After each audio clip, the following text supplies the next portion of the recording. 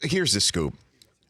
The whole world is talking Women's World Cup soccer because the United States put a very crooked number up on Thailand.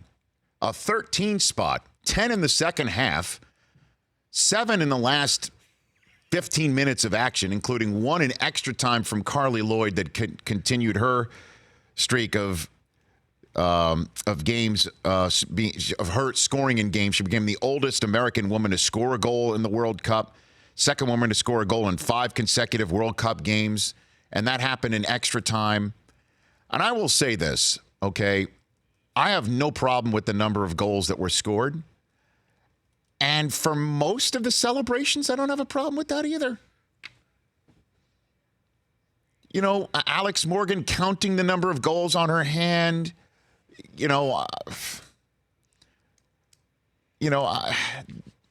I can go back and forth. I kind of go back and forth on this. I know I'm supposed to have some sort of hard take when I sit in front of this microphone.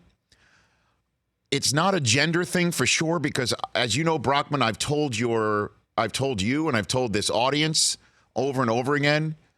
Susie, my wife, once brought up to Jim Harbaugh when we were doing our podcast together my coaching rules that I had when I was coaching the boys soccer team, the AYSO team for a couple of my boys.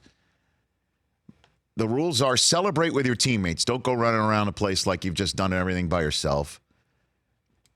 And 2 is have fun.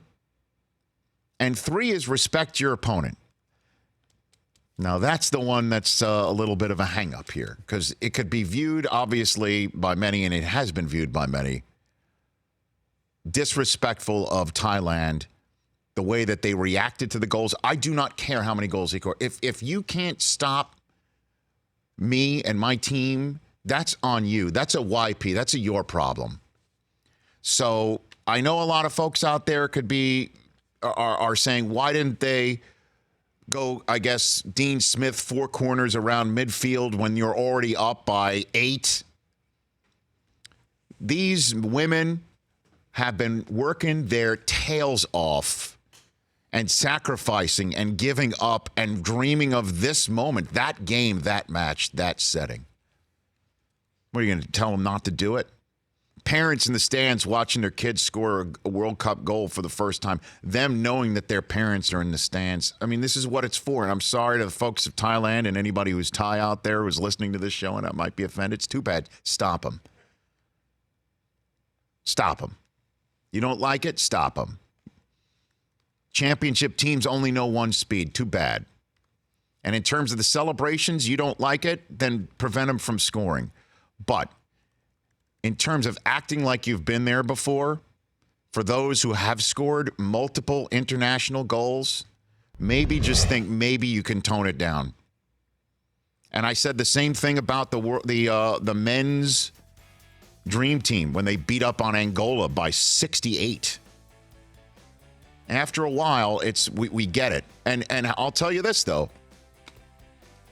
Good for the U.S. women's national team. You're out there on the world stage. You're letting everybody know we're coming for you. We're coming for you. And certainly with the men play, thank God for these women.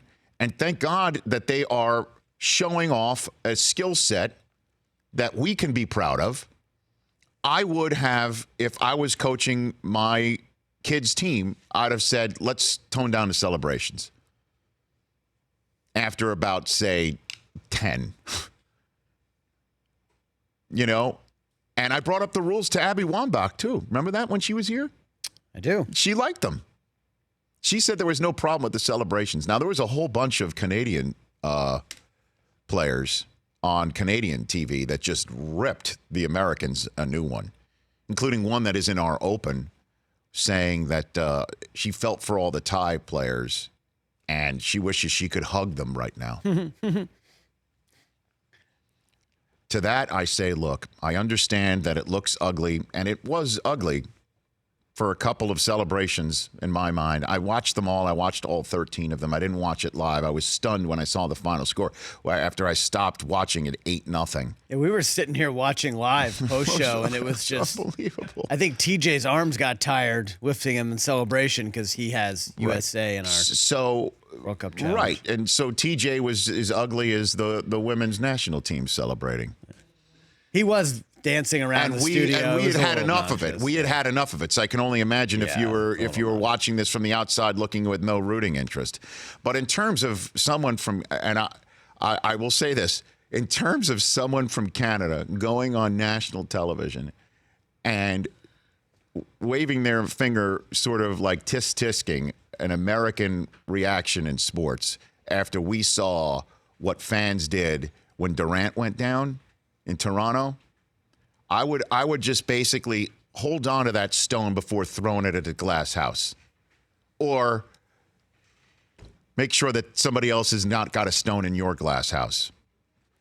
The same way I'm not calling all Toronto sports fans absolutely nasty. I wouldn't paint all of the Americans with a broad brush.